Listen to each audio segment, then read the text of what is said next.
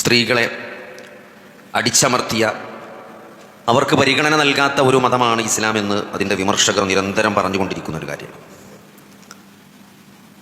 സ്ത്രീക്ക് പുറത്തിറങ്ങാൻ സമ്മതിക്കില്ല, അവരുടെ കാര്യങ്ങൾ പറയാൻ സമ്മതിക്കില്ല, അവരെ മൂടിക്കെട്ടി വീട്ടിൽ സൈഡാക്കി വെച്ചേക്കാണ്. ഇസ്ലാം വരുന്ന കാലത്ത്, ജാഹിലിയ കാലഘട്ടത്തിൽ സ്ത്രീകൾക്ക് അവർ നൽകിയ സ്ഥാനം എന്തായിരുന്നു, അല്ലെങ്കിൽ ചരിത്രത്തിൽ ഓരോ സംസ്കാരങ്ങളും സമൂഹങ്ങളുമൊക്കെ സ്ത്രീക്ക് എത്രത്തോളം വില കൽപ്പിച്ചിരുന്നു എന്നൊക്കെ നമുക്ക് കൃത്യമായിട്ട് ചരിത്രം പരിശോധിച്ചാൽ മനസ്സിലാകും. പെൺകുട്ടികൾ ജനിക്കുന്നത് അപമാനമായി കണ്ടിരുന്ന ഒരു സമൂഹം, പെൺകുട്ടികളെ ജീവനോടെ കുഴിച്ചു മൂടിയിരുന്നൊരു സമൂഹം, സ്ത്രീകൾക്ക് സ്വത്താവകാശമില്ലാത്ത ഒരു സമൂഹം, അവര് ഭർത്താക്കന്മാർ മരിച്ചു കഴിഞ്ഞാൽ അവരുടെ സ്വത്തുക്കൾ, ആണുങ്ങളുടെ സ്വത്തുക്കൾ അനന്തരമെടുക്കുന്നത് പോലെ അവരുടെ ഭാര്യമാരെ അനന്തരമെടുത്തിരുന്ന ഒരു കാലഘട്ടം. വളരെ വൃത്തികെട്ട കല്യാണ സംസ്കാരം നിലവിലിരുന്ന ഒരു സാഹചര്യത്തിലാണ് ഇസ്ലാം കടന്നു വരുന്നത്. അല്ലെ, വിശുദ്ധ ഖുർആൻ ചോദിക്കണ്ടല്ലോ, വൈദൽ മൗഊദതു സുഇലത് ബിഅയ്യി ദംബിൻ ഖുതിലത്, എന്തിനാണ് കൊല ചെയ്യപ്പെട്ടത് എന്ന്, കുഴിച്ചു മൂടപ്പെട്ട പെൺകുട്ടികൾ അവരെന്തിനാണ് കൊല ചെയ്യപ്പെട്ടത് എന്ന് ചോദിക്കപ്പെടുന്ന ഒരു ദിവസം വരാനുണ്ടെന്ന്.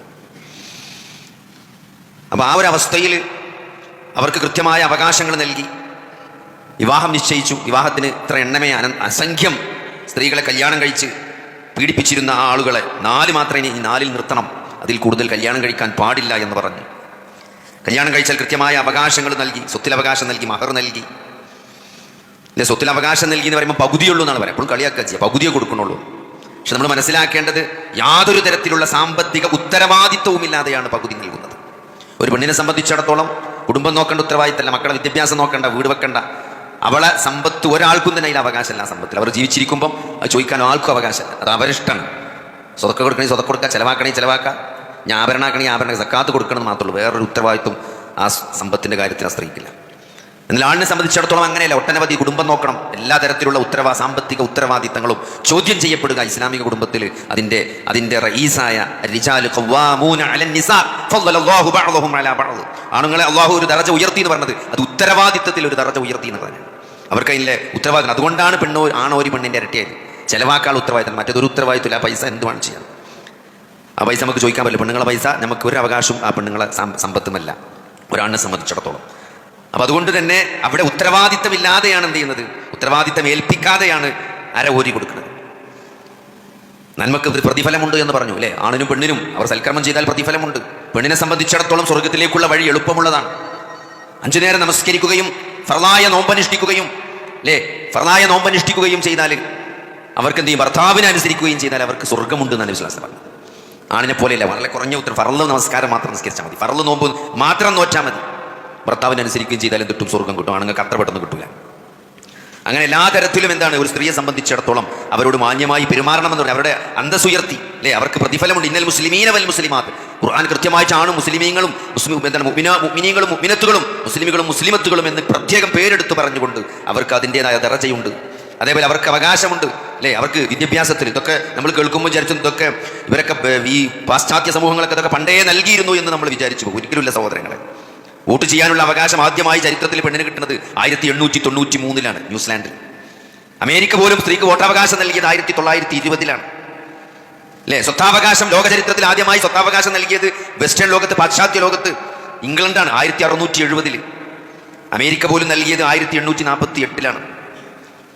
അതേപോലെ തന്നെ സ്വത്ത് കൈവശം വെക്കാനുള്ള അധികാരം, അതേപോലെ തന്നെ വിദ്യാഭ്യാസത്തിനുള്ള ഒരു അവകാശമായി, സ്ത്രീക്ക് വിദ്യാഭ്യാസം നേടണമെന്നുള്ളത് ഒരു അവകാശമായി കൊണ്ട് ലോക ചരിത്രത്തിൽ വന്നത് വളരെ വൈകിട്ടാണ്, 1900 ശേഷമാണ്. ആലോചിച്ച് തൊലബൽ ഇൽമു ഫരീളത്തുൻ അലാ കുല്ലി മുസ്ലിമിൻ മുസ്ലിമത്തിൻ എന്നാണ്. വിദ്യാഭ്യാസം നേടൽ എല്ലാ മുസ്ലിമിൻ്റെയും മുസ്ലിമത്തിൻ്റെയും മേൽ നിർബന്ധമാണെന്ന് 1400 വർഷങ്ങൾക്ക് അള്ളാഹുവിൻ്റെ റസൂൽ പഠിപ്പിച്ചു. എല്ലാ കാര്യങ്ങളും അങ്ങനെ തന്നെയാണ് അല്ലേ. അവകാശം എന്താണ്, ഫ്രീഡം ഓഫ് എക്സ്പ്രഷൻ. ഒരു പറയും ഫ്രീഡം ഓഫ് എക്സ്പ്രഷൻ സ്ത്രീക്ക് നൽകിയത് ഞങ്ങളാണെന്ന്. എന്ന സൂറത്ത് ഇറങ്ങണൻ എന്താണ്, ഖൗല ബിൻത് സഅലബ എന്ന സ്ത്രീ എന്താണ് നബി സല്ലല്ലാഹു അലൈഹി വസല്ലമയോട് വന്നിട്ട് തന്റെ ഭർത്താവിന്റെ വിഷയത്തിൽ ഒരു പ്രയാസമുണ്ടെന്ന് അറിയിച്ചപ്പം ആ പ്രയാസം നബി സല്ലല്ലാഹു അലൈഹി വസല്ലമയുടെ റൂമിന്റെ മുമ്പിൽ വന്നിട്ട് അത് പറയുമ്പം ആ മറക്ക് പിന്നിൽ ആയിഷ ബീവി പോലും കൃത്യമായി കേൾക്കാത്ത കാര്യം 7 ആകാശങ്ങൾക്ക് മുകളിൽ നിന്ന് അള്ളാഹു ആ പ്രശ്നം കേട്ടുകൊണ്ട് അതിന് ഉത്തരമിറക്കി എന്ന് പറയുമ്പം ഒരു സ്ത്രീക്ക് അവരുടെ പ്രശ്നങ്ങൾ പറയാൻ ഇസ്ലാം അന്നേ സ്വാതന്ത്ര്യം നൽകിയിട്ടുണ്ടെന്നാണ് മനസ്സിലാക്കേണ്ടത്. 1400 വർഷങ്ങൾക്ക് മുമ്പ് സ്വന്തം ഭർത്താവിന്റെ പ്രയാസത്തിൽ ഒരു പരിഹാരം ഉണ്ടാക്കണമെന്ന് നബിന്റെ അടുത്ത് ഒന്ന് പറഞ്ഞപ്പം 7 ആകാശങ്ങൾക്ക് മുകളിൽ നിന്ന് ആ പ്രയാസം കേട്ട് അള്ളാഹു അത് ആയത്തിലൂടെ മറുപടി നൽകി. ആ സൂറത്താണ്, ആ ആയത്താണ് നമ്മൾ ഓതിക്കൊണ്ടിരിക്കുന്നത്. ഖദ് സമിഅ അല്ലാഹു ഖൗലല്ലദീ തുജാദിലുക ഫീ സൗജിഹാ. തന്റെ ഭർത്താവിന്റെ വിഷയത്തിൽ താങ്കളോട് പരാതിപ്പെട്ട സ്ത്രീയുടെ വാക്ക് അള്ളാഹു കേട്ടിരിക്കുന്നു എന്ന് പറഞ്ഞു. അതുകൊണ്ട് സഹോദരങ്ങളെ, പരാതിപ്പെടാനും പ്രശ്നങ്ങൾ പരിഹരിക്കാനുമുള്ള അവകാശം അന്നേ ഇസ്ലാം സ്ത്രീക്ക് നൽകിയിട്ടുണ്ട്. അല്ലെ, നിർബന്ധിച്ച് കല്യാണം കഴിപ്പിക്കരുത്. ഒരു പെൺകുട്ടിയെ നിർബന്ധിച്ച് കല്യാണം കഴിപ്പിക്കണം, അവരുടെ സമ്മതം പരിഗണിക്കേണ്ടതുണ്ട് എന്ന് പഠിപ്പിച്ച മതമാണിത്. അതുകൊണ്ട് സഹോദരങ്ങളെ, ഇതൊക്കെ വെറുതെ വെച്ച് ചാമ്പാണ്.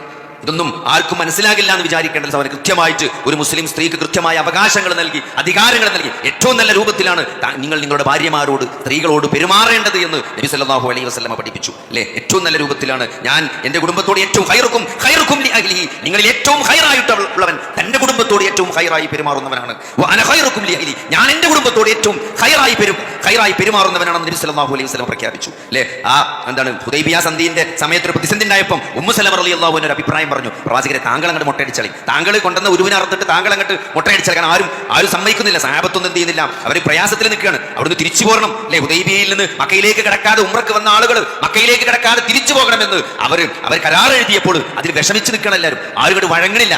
ഉമ്മു സലമ റളിയല്ലാഹു അൻഹ പിന്നോട് പറയണം, താങ്കൾ അങ്ങോട്ട് അറുത്തിട്ട് താങ്കൾ മുട്ടയടിച്ചാൽ ഇപ്പോൾ ബാക്കിയുള്ളവരൊക്കെ ചെയ്തോളുന്നാണ്. അല്ലെ, ഒരു സ്ത്രീയുടെ വാക്കിനാണ് നബി സല്ലല്ലാഹു അലൈഹി വസല്ലമ അത് ഉൾക്കൊണ്ട് അത് കേട്ടു എന്നുള്ളതാണ്. അതുകൊണ്ട് സഹോദരങ്ങളെ, ഇവിടെ ഒരു വിശ്വാസിയെ സംബന്ധിച്ചിടത്തോളം അള്ളാഹുവും റസൂലും എന്ത് കൽപ്പിച്ചോ അത് സ്വീകരിക്കുക എന്നതാണ്. ഇത് സ്ത്രീകളുടെ വിഷയത്തിൽ കൃത്യമായിട്ടുള്ള ഉത്തരവാദിത്തങ്ങൾ നബി സല്ലല്ലാഹു അലൈഹി വസല്ലമ പുരുഷന്മാരെ ഓർമ്മപ്പെടുത്തിയിട്ടുണ്ടെന്നാണ്. അല്ലെ, ഏറ്റവും കൂടുതൽ ആദരിക്കേണ്ടത് ആരാണ്? മാതാക്കളെയാണ്. സ്വന്തം മാതാവിന്റെ കാലിനടിയിലാണ് സ്വർഗം എന്ന് പറഞ്ഞ ഏറ്റവും നന്നായി പെരുമാറേണ്ടത് സ്വന്തം ഭാര്യമാരോടാണ് എന്ന് പഠിപ്പിച്ച ആ മതത്തിന്റെ അനുയായികൾ എന്ന നിലയ്ക്ക് സഹോദരങ്ങളെ, പിന്നെ ഇവിടെ അവരെ വേഷവിധാനങ്ങൾ, അവരുടെ ഔറത്ത് വെളിവാക്കരുത് എന്ന് പറഞ്ഞതാണോ സഹോദരങ്ങളെ ഇവിടെ പ്രശ്നം? അല്ലെ, നഗ്നത വെളിപ്പെടുത്തരുത്, അല്ലെ, ആരുമായിട്ടും സല്ലപിക്കാമെന്ന് പറഞ്ഞതാണോ, സല്ലപിക്കാൻ പാടില്ല എന്ന് പറഞ്ഞതാണോ, നിയന്ത്രണങ്ങൾ കൊണ്ടുവന്നതാണോ സഹോദരങ്ങളെ ഇവിടെ മോശമായി കാണുന്നത്? അതുകൊണ്ട് ഇസ്ലാം സ്ത്രീക്ക് നൽകിയ സുരക്ഷ എന്നത്, അവരുടെ ഹിജാബ് എന്നത്, അവരുടെ മറ്റുള്ളവരുടെ മുമ്പിൽ അവരുടെ സൗന്ദര്യം പ്രദർശിപ്പിക്കരുത് എന്ന് പറഞ്ഞത്, ആവശ്യത്തിനല്ലാതെ പുറത്തു പോകരുത് എന്ന് പറഞ്ഞത്, അന്യപുരുഷന്മാരോട് അനുനയത്തിൽ സംസാരിക്കരുതെന്ന് പറഞ്ഞത്, പരപുരുഷന്മാരോടൊപ്പം അല്ലെ വിവാഹബന്ധം നിഷിദ്ധമായ മഹറമല്ലാത്ത ആളുകളുടെ കൂടെ സംസാരിച്ചൊഴിഞ്ഞിരുന്ന് സംസാരിക്കരുതെന്ന് പറഞ്ഞതാണോ പ്രശ്നം? അങ്ങനത്തെ ആളുകളുമായി കൂടിക്കലരുത് എന്ന് പറഞ്ഞതാണോ പ്രശ്നം? അങ്ങനത്തെ ആളുകളുടെ കൂടെ അല്ലാതെ ദീർഘയാത്രകൾ നടത്തരുത് എന്ന് പറഞ്ഞതാണോ പ്രശ്നം? പുറത്തിറങ്ങുമ്പോൾ സുഗന്ധദ്രവ്യം ഉപയോഗിക്കരുത് എന്ന് നബി സല്ലല്ലാഹു അലൈഹി വസല്ലമ പഠിപ്പിച്ചതിനാണോ ഇവിടെ പ്രശ്നമുള്ളത്? അതുകൊണ്ട് സഹോദരങ്ങളെ, അള്ളാഹുവിന്റെയും റസൂലിന്റെയും നിയമങ്ങൾ കാത്തു സൂക്ഷിച്ചുകൊണ്ട് ജീവിക്കുക എന്നതാണ് ഒരു വിശ്വാസിയെ സംബന്ധിച്ചിടത്തോളം, അത് ആണാകട്ടെ പെണ്ണാകട്ടെ, നമ്മളെ സംബന്ധിച്ചിടത്തോളം നമ്മുടെ മേൽ കർത്തവ്യമായിട്ടുള്ളത്. അത് നമ്മൾ കൃത്യമായിട്ട് പഠിക്കാനും മനസ്സിലാക്കാനും നമ്മൾ ശ്രമിക്കുക. ഇനി ഇവിടെ ജോലിക്ക് പോകും, നിങ്ങളെ ഇവിടെ കേട്ടാ തോന്നും ഈ ജോലിക്ക് പോകുന്നതിന് നമ്മൾ ഭയങ്കര എതിരാണെന്നും. അതേപോലെ തന്നെ സത്യത്തിൽ ചരിത്രം പരിശോധിച്ചാൽ എന്നാണ് സ്ത്രീകൾ, മുസ്ലിം സ്ത്രീയല്ല, എന്നാണ് സ്ത്രീകൾ ജോലിക്ക് പോകാൻ തുടങ്ങിയത്? ലോക ചരിത്രത്തിൽ ആദ്യമായിട്ട് സ്ത്രീകൾ ജോലിക്ക് പോകാൻ തുടങ്ങിയത് 1-ാം ലോക മഹായുദ്ധത്തിന് ശേഷം.